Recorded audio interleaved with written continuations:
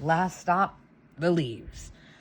Here we go. Now, the leaves of a chrysanthemum sort of have, this is actually kind of different than the ones I've seen before, but that you can see that they're irregular, things are going on the edge. And that's what we're looking for, is just sort of an interesting edging. It's not serrated, right? Because it's not, it's not strictly speaking just zigzag, zigzag, zigzag all the way down. There's sort of action with it. And so most chrysanthemums, French breeded chrysanthemum leaves, I have a hard time saying that, you'll see in, people that they've done before, they're in books. I'm not reinventing the wheel here again. I've just picked no one is with these because they kind of always show up the same way, right? Because at the end of the day, we're twisting a bunch of wire around, beads around a wire. And sure, we can get kind of fancy and crazy with it. But if we want certain features, we've all kind of arrived at the same sort of understanding of what makes those features work, right? Like the basic frame, for example, right? That does a nice round bottom, pointed top, or whatever you're going to do with it. So, but these, we want a little more features than that. So there are basically two ways that these show up. Now, again, I'm not going to tell you I know the terminology, so you got to bear with me with this. So if I'm going to do one with features, I'm going to flatten this one with what I call them, for lack of a better word for me right now, I'm sure there's tons of better words, I call them flanges on the side. They're like open loops that I'm going to attach down here. The other option is to scallop it and put certain kind of like pointy nubs at the top. Now, both of these are good, so I'm going to do both of them. For a smaller version, I prefer this. There's triple lacing. You have to lace across the bottoms. You can V-lace it if you know what I mean and you're comfortable with it.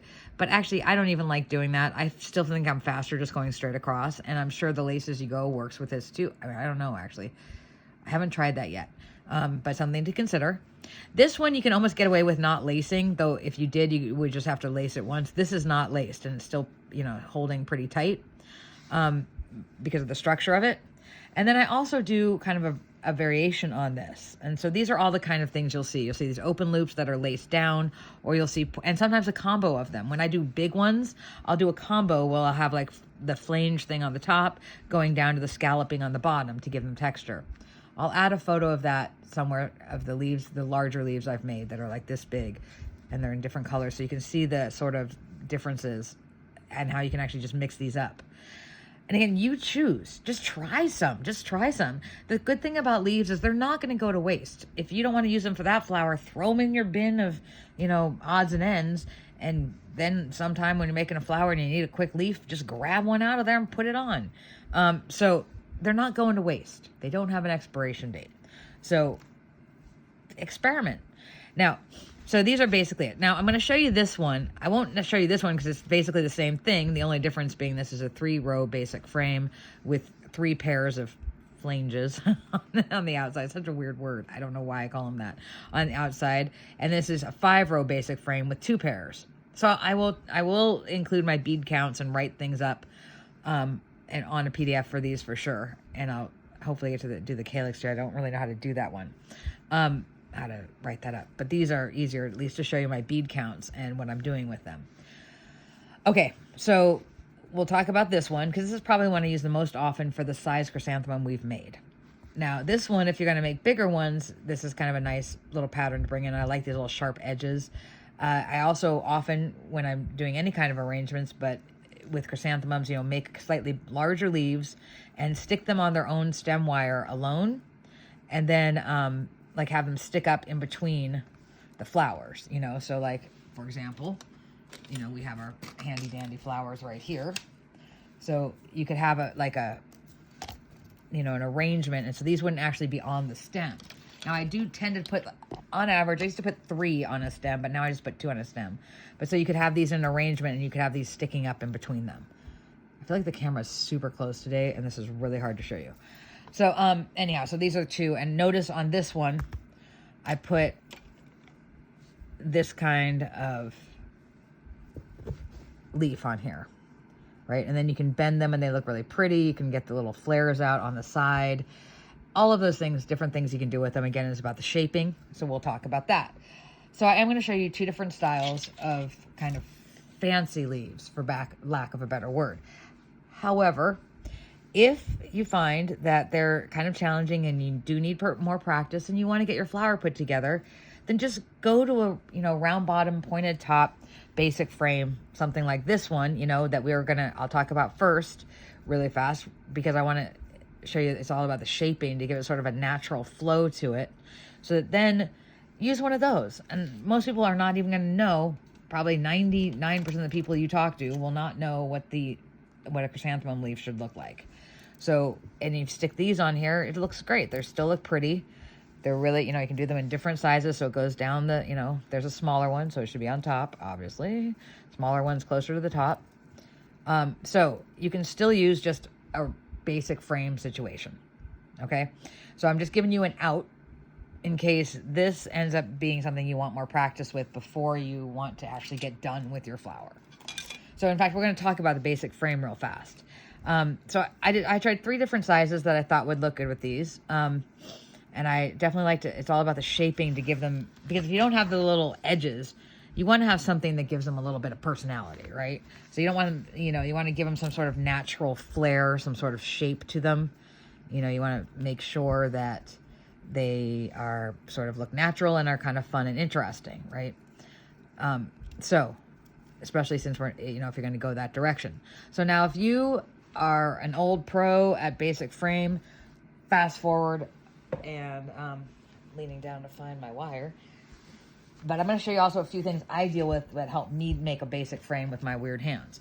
So I would probably do these, again, make basic frame, build out. Just, that's the thing. You don't have to be super reliant on patterns and designs, because a lot of things come down to a basic frame, and you can experiment, right? You can make a petal. That's how I do them. I make a petal. If it's the wrong proportions, I make another one, so that's why I started with these, and I was like, the first one looks too big, but now I kind of like it. So I made a 1/4 inch basic frame. Then I made an inch basic frame.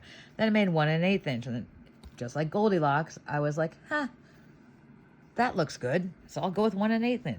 But the thing is, if you're going to do this and I write one down, you can make that one, but you don't necessarily want to make the next one the exact same size. So make it a little bit bigger, a little bit smaller, than the original basic frame, and go from there. So I'm going to do a 1 1/8 inch. That sounds super picky, but I like that number. But again, it's okay. You're going for anything's going to end up being about that size. So again, if you're already good with basic frames, don't stay around too long. I'm just going to do kind of weird little things that I do. Otherwise, I wouldn't deal with it. And to get that shape, especially if you're kind of new-ish to basic frames. I always have a big knot up top so that I can have something to hold on to. This is where I really am going to use it. And so 1 1/8 inch of beads. I'm doing my olivine, my Toho olivine 940Fs. And so I probably leave about as much here, as about double it in space, a little bit more than that even, but about the same length of bead I have down here. That's not hard and fast. That's just based on the fact that I'm going to do, it looks like I did, again, I just kind of, I really freestyle leaves now. I'm so bad with it. This is a 15 row. So, and, yeah, I don't even record really leaves anymore. I put some in my notebook to try to figure out, what to record for y'all. But I actually didn't even have leaves written down for this design until I was going to make a video about it. Okay, so I like a lot of twist on the bottom, and giving myself some room because I want to have a lot of wire on the bottom. So I'm pulling out about that much, about 5 inches, and then twisting it. Maybe it's about 4.5, and I'm going to twist down a bit. Okay, so about 1.25 inches or so. Kind of corkscrew it because I want that ropiness again, right? So boom, there we go, like we talked about with the calyx. So then we have that situation happening, which of course we do not want. So I'm going to take some of the beads under my fingers and pull it straight, right? That was a very inelegant pull. I sometimes even rub it back and forth, and then take this one and rub it back down. I don't know. It just is almost like a compulsive thing at this stage, right? So you want to have your wires straight. We're not doing like the calyx situation today. And again, if you know your basic frame, then ignore all this. I'm going to try to do it fast, but I'm showing this because right now we're going to do a round bottom, pointed top. I'll probably stop at 15 rows. So that means I'm going to hit this at a 90-degree angle. Now again, notice that I am doing that same hold here where I'm pulling back with these, you know, my last 3 fingers and pushing forward, pushing this way with my first 2. I'm going to get right up on it, and I want it to be like, I want this to be really round bottom. So the way that I'm going to artificially start that, or not artificially, but give it a little jump start, is I'm going to go in here and I'm going to actually pinch down this bottom bead, the very bottom bead on this wire. The very bottom bead, I'm going to pinch that down with my thumbnail and hold it down and then bend up from there. And then I straighten my wire along there. And I dump my beads. Okay, so I straighten it along there, so now that I'm really pulling that out. Now we're going to do a pointed top, but we're not going to rely on the beads to give us the super pointiness. That's going to be part of the bend. So I don't want any gaps. So again, I'm pushing right now. I'm pushing down on both these rows, the middle row and the working row. Worried about vocabulary at the same time. You know, keeping things little. You can do that little jiggle to get them straight if they got off kilter, just like we did with the continuous loops. Do a little jiggle, and they'll get more in line, and pinch them down. We want them to be right up next to each other, right? So I'm looking up at the top here. I'm going to do a pointed top. We're not worrying about angles right now. We're just worrying about keeping it tight. Now, if it hits like this, right? So I'm looking down, and it hits, I do about a bead past the middle one. If it's a little bit less than a bead past, that's okay. I'd rather have it be tight because then it will naturally bow than to have this blank space up here for right now, because I don't need it to be, I just need it to be pointed. It doesn't need to be like super crazy pointed, because I'm going to bend it anyway, like I did here, right? So we're going to bend the tip down. We're going to use it on its own, and it's going to kind of make that shape. Okay, so put this light like right in my face. Okay. It's like touching my nose. Okay, so that I got there. I mean, that's a little bit of a shallow one, but that's okay. I'm going to hit it like this, and I'm pulling now. I am using this. I'm pulling this one. This is underneath. This one, the middle wire is underneath, and I'm pulling it back with these 2 fingers over here, and I'm using that, again, I'm using the wire and the beads against themselves. So I'm holding it here on the tip of my finger so that the top row, the outer row, the bead is hitting against the actual wire here. And I'm going to pull it over, because I don't care if it gets really tight, because I'm going to bend it anyway. We'd rather have it be tight here than loose, because when we bend it, all the tightness is going to go into keeping the rows close when we bend it. If it gets loose, you're going to have gapping, and that's okay too. That's fine. This is just the way I do it. So I actually can sometimes even bring this one over to meet it, you know. So I'd even bend that. I know that probably goes against what we're supposed to do, keeping this straight all the time. But I'll bring it over to meet it. And then if I'm doing a pointed top, bring it around. And it kind of hits it there, and it comes off here. And then we fold it over. And then again, I'm pulling this with these fingers and pushing this one. I want a tight V there. See? So I got that tight angle right here. Right now. Tight angle on that. So I'm going to pull up some more beads. Okay, so now here's the deal. I want to get into that notch of that V with these beads. So I'm going to pick it up a little bit and push them in there. I'm going to pick it up and kind of force them in there. Sometimes I have to jiggle it to get them in there, because I want those beads to get right up top here. I don't want them to be stopping here like that. They don't want them like that. I want them up top, push them in there, get them right in that, gets right on top of that middle wire. And then I take my fingernail with some beads under, and I use that to straighten my wire down. And then push, and again, pushing back, pulling, pushing this way, pulling that way. Keeping this tight. Now I always if it looks like it's like hits in the middle of the bead, underestimate, don't overestimate. But this looks like it works really well right there. I'm going to cut it off right there. Right, I want it to be tight. So if it goes a little bit under and starts to bow the thing, just start bending it a little bit. You know, if it gets totally crazy bowed, that'll still look more natural than if it's super flat. Okay, so here's the trick too that I do in basic frames, that I'm sure other people do, which is when I get to the bottom one, I really want to lock this loop in here. So I use, again, the beads against themselves. See how tight this is down here, how pushy I am with that? I'm going to push. I'm actually taking this right now, putting it over top, and I'm pushing this wire up under the opposite bead on the opposite side, like inside it, in between the twisted wire and the bead on the opposite side. I'm kind of pushing it up in there to get it locked in there. And then I'm going to pull it around from there, And I'm gonna do the same thing. I'm gonna bring it around. I'm bringing it underneath now, and I'm gonna take it in between this bead that's closest to me and the twisted wire, and I'm gonna kind of push it up in there. I'm gonna push it up in there. That's why I like the stem wire again, because it's really thin. But I do this with any kind of basic frame, even if I'm using 24. And then I push it over the twisted wire and then go back kind of under here. I'm just kind of pushing it up. I'm just really trying to keep this thing almost like just locked underneath it, so nothing is moving. Okay, so now we're back there. I'm just trying to, and I'm going to straighten. Always straighten after each pass, you know. And so now I have this nice, it's very clear. You can see there might be a little bit of gappage there, but that's okay. It's so tight, it's not going to move that one down. And I'd rather I underestimated. Now this took a while, I'm sure. I can't remember, but I still look at some old, you know, arrangements of mine where there's, you know, bare now I get super compulsive about that, but that was part of your learning process. So if you get it, you get it, and you'll learn. Trust me, you'll learn not to do it if you don't give up and you keep practicing. So you can see that this is a pretty straight and even thing, and I didn't do anything fancy, and my knot's looking a little bit worse for the wear, but there you go.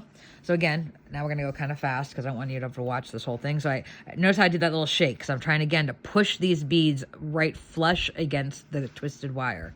And I'm gonna do the same thing where I'm kind of pinching this bottom now and kind of holding it out so it makes sure that it stays rounded. And I'm using beads under my thumbnail to pull up, and under my thumb to pull up and flatten. That's me straightening the wire. And I almost like bow it in, because I want it to, I bow it in even extra, because when I pull it up straight, I want it to like lie flush against the previous row. And then I'm going to wrap it. Now I'm not doing any pressure. I'm just wrapping lightly just to see where it ends up. I'm not doing, no, just lightly holding to see where it ends up. But I am pushing this way a little bit because I do want to keep my beads kind of tight. And here's one of those ones where, depending on how tight you want to go, if you wanted to start it cupping, like this one is cupped, you can see that it has like, you know, sort of a 3D cup effect to it on this bottom. You could underestimate it and knock one off if you want to keep it flatter. Like this one's a little bit flatter. Well, that one's not as flat. This one's a little bit flatter, not as cupped. I bent it, but it's not like cupped. Like it's not like this bottom isn't cupped in it. So the good point about that though is it doesn't matter. You can go one way or the other. It'll still look cool. So I would probably cut it off here. That's slightly, and then I would go like this, and I'm holding it onto the wire, and I'm going, I don't like that, actually. I don't like that emptiness here. So I'm going to err on the side of having it tighten up, which means I'm going to bow this down a little bit. Now, again, if you want like the beginning first basic frame, this is not it, you know, lesson.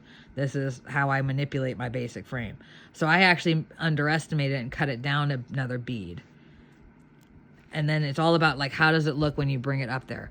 I still almost think I might cut that one out again. But that, again, you could be fine with this. Let's just go with it, because it's not the end of the world. If I took one out, it would be more cupped at the end. If I don't, it's going to be flatter. We just want to make sure that we're pretty darn tight with our rows, which we still are. We still got a good V going up front here. Now, and I folded it over, so I'm bringing this down. Again, see how it's not quite up there yet, so I'm going to push it up. I'm going to wiggle it a little bit, jiggle it, and get the bead right on top there. Now again, do my little thumb thing. We're going to start going a little bit faster. Bow it in almost so that when I place it against this row, it lays flush against it. Bring it down and around, holding the whole time, holding it to guide it. Now at the bottom, you want to underestimate again, so you're going to cut off slightly less, because if it gets tight, that's fine. You can kind of start bending it as you go, and that will make it okay being tight. Now, if you keep doing that extremely, you will get it very cupped, but those can look cool too. I've done extremely cupped leaves that I've been on purpose that I've liked a lot.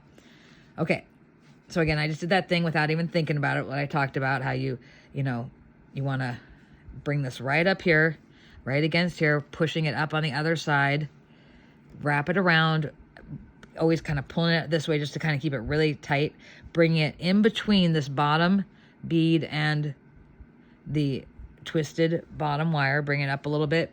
Don't do that hard. It's just like part of your motion. Like, it's not like, it shouldn't be that deliberate. I mean, it should be deliberate, but not like, it's just to keep it part of your motion, keep everything kind of locked in there. That really keeps this row really tight and less like to slip and loosen. Okay, so again, I'm pushing with these, making it straight here, pulling up, and then around. Again, at the top, I'm considering what I'm going to do. I want it to be tighter than looser, so I'm going to actually cut it off a little bit shorter than you might think it would be, and making the wire make the point. And again, I'm pulling this, making that V shape with the wire. And I'm holding this right as I'm going because I want to keep it kind of tight down there. Okay, and then again, pushing it back onto the V, onto the point. And this one's being really resistant. See that? That can happen. That's why I'm saying sometimes, because I did smush it down too much, the bead isn't comfortable going on there. So sometimes I'll do another little wiggle and jiggle, and it'll get there. It'll get there. There it is now. See, now it's on top, that one bead. Oh my goodness, this is already 20 minutes long. Holy cow. Hopefully, if you know your basic frame, you're ignoring this. But then you wouldn't be hearing me say that. Okay, so let's get this one done fast. I could just stop it, I guess. Again, I'm looking every time. That's why I take longer to do them. I'm going, is that too loose? And I might even test it without the extra bead. And then, pull it really tight and even like kind of bend it down to see if it starts to cup a little bit, which with this one, I don't mind. I want it to have a shape. I want it to be 3D, not just flat 2D leaf. So you might just underestimate, experiment with these things, right? And see, I'm always locking in that last row, that last bottom bit. Keep this tight, keep that up there, and back we go. It's kind of hard to do because I'm keeping my beads on the ground to keep them out of the way, which I do sometimes, but not all the time. So again, I'm looking at the side, making it I want it to be a real tight, thing, cutting it off. If it's not tight, just experiment, pulling it around. We just want, we don't want any bare wire, whether it's flat or not, and there's gaps between the rows, that you can almost work with. But the bare wire between beads, that's more of a pain in the neck. But I've had that. So again, I'm making that V, pushing this down here, and off we go. Always like kind of shaping the wire. I'm telling the wire what to do. If it looks like this, you might think you'd want to cut it off here, but I'm going to think that might be too loose, right? See that? So I'm going to test it. Cut it off where you cut it off. Prop that bead up against the wire, and then I can see there's a little bit of excess like area here. That's too much. So I'm going to pop another bead off. So you just experiment each time. And I'm going to pull that down there and just make sure that you don't have any bare wire between beads and you're good. Now, even if it kind of gets underneath the other one a little bit, we want that shape because that's going to help us when we bend it at the end. And so you can just do this until it looks like the right shape for you. I am doing 4 rows, so I'm probably going to do a few more. And I don't want to make you guys watch it, so I'm going to pause it. And then we'll come back to it. Okay, so here's our last pass around now.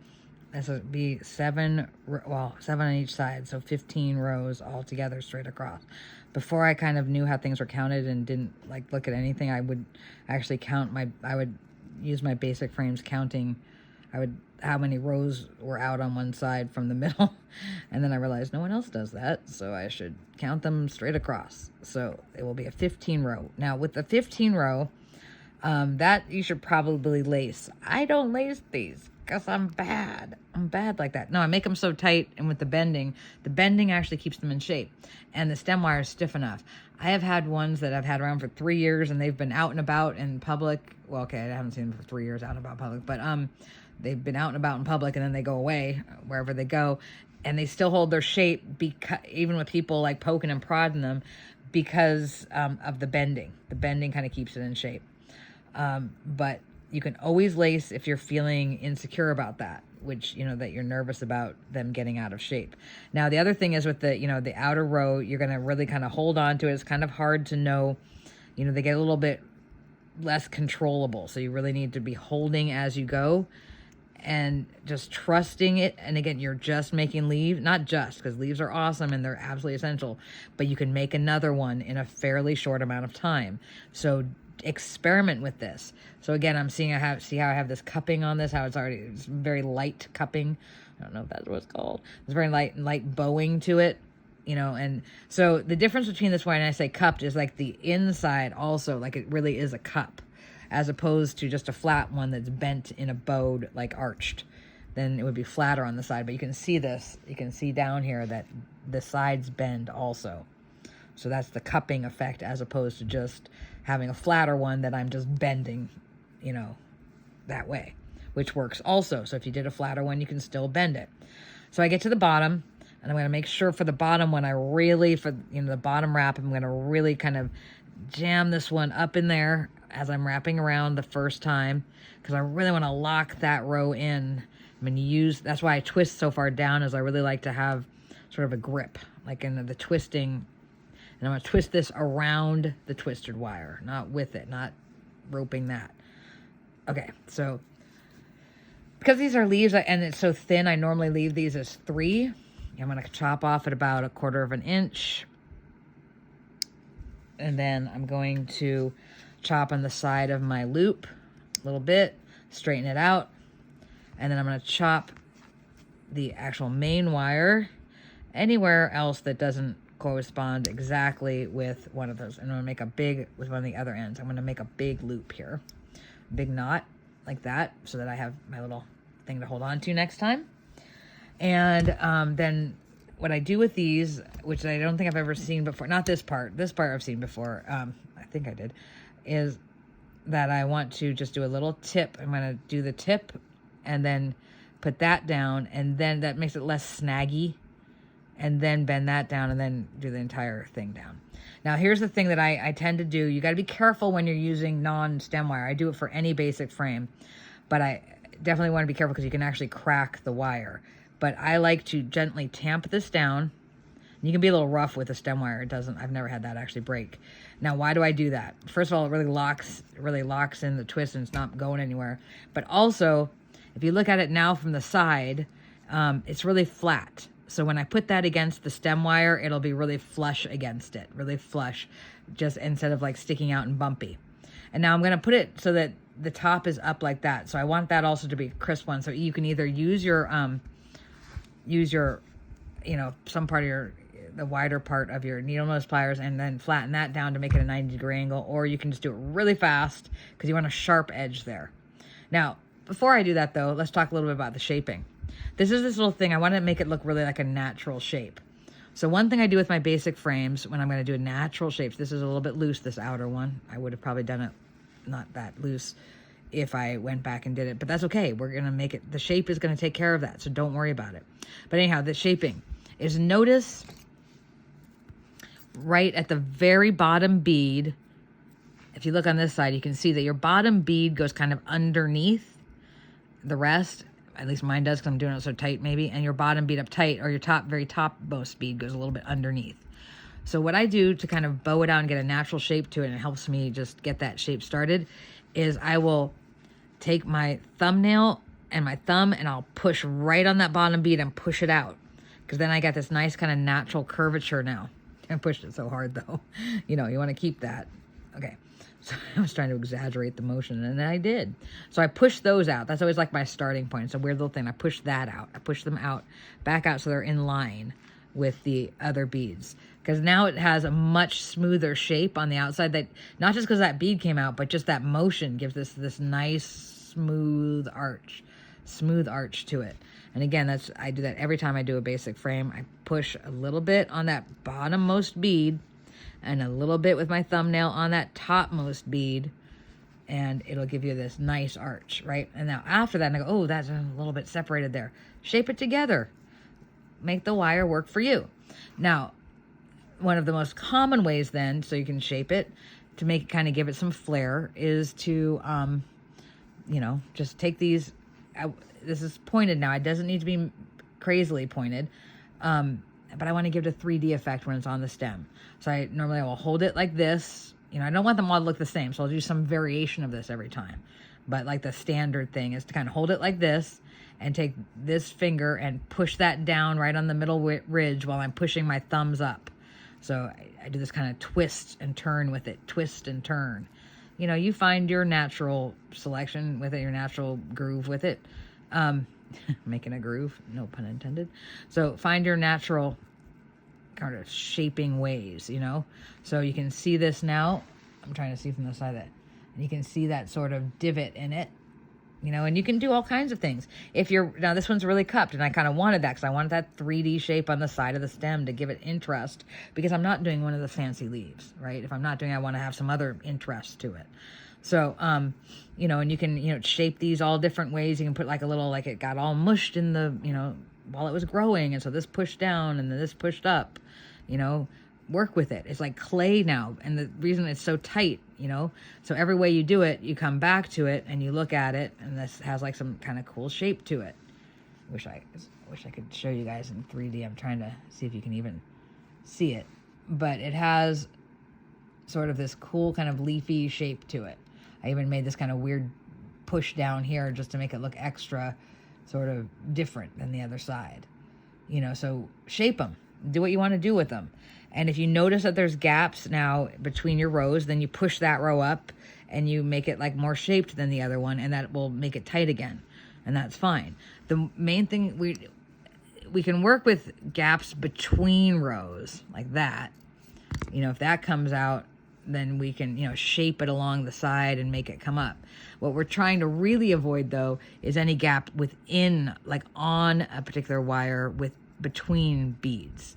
Not between rows we can work with, but the tighter it is, the easier it is to shape. The tighter the rows are with each other, right? So you can shape them all. You can have ones, you know, that are flatter. This one's flatter, doesn't cup as much, but that's okay. Then you can, you know, give it its own shape. So it's very forgiving. You know, basic frames work. You can do all kinds of fun things with them. But again, we're aiming to give them sort of like a 3-dimensional feel to them, not just be flat leaves, especially since they're going to be on the side of, you know, of this flower, which normally has sort of, you know, different things going on with its leaves. And so we want to have some interest. See how that just fell out that way because I moved it? So I'm going to bring that back. And again, you can lace these. I think I read in one of the old books that like 15 or more rows you should lace or something like that. And that's like not an only rule. That's like a sort of a very general, but then you still want to case by case do it. But because if you do these tight enough and they're so shaped, they will hold their shape without being laced, but that's up to you, right? You might not feel comfortable with that. So anyhow, so that's our basic frame one. Now we're going to go on to the fancy ones.